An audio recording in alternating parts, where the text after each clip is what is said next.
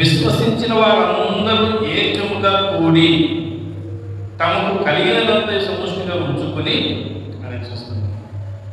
విశ్వసించిన వారు ఏకముగా కూడుకోవడం ఇంకా సవాసం కలిగి ఉండాలి. సవాసం నాకోకూడదు.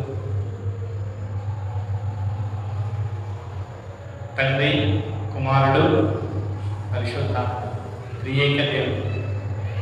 3 పాత్రలు. ఒకే తండ్రి పాత్ర చేశాడు, కుమారుడు పాత్ర చేశాడు, పరిశుద్ధాత్ముడు చేశాడు. తండ్రిలో మార్పు లేదు, కుమారుడిలో మార్పు లేదు, పరిశుద్ధాత్మలో మార్పు లేదు. తండ్రి ఆజ్ఞను శిరసా వహించాడు కుమారుడు. ఆ కుమారుడు జరిగించిన తండ్రి చిత్తాన్ని పరిశుద్ధాత్ముడు మన హృదయంలో నుండి ఒప్పింపజేస్తున్నాడు. ఒకే మనసు కలిగిన వారు. కాబట్టి విశ్వసించిన వారు ఎలా ఉండాలి? మొదటిగా మనం చూస్తే విశ్వసించే వారు ఎలా ఉండాలి? ఏక హృదయం, ఏకాత్మ కలిగిన వారై పరిచయంలో ప్రోత్సహించాలి.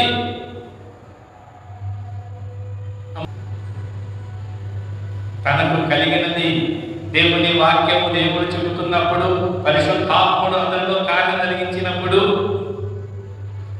నాకు కలిగినది ఉన్నది అంచనం. అప్పుడు అందరిలో ఎలా ఉన్నది? ఏక హృదయము, ఏకాత్మ కలిగిన వారు ఉంటారు.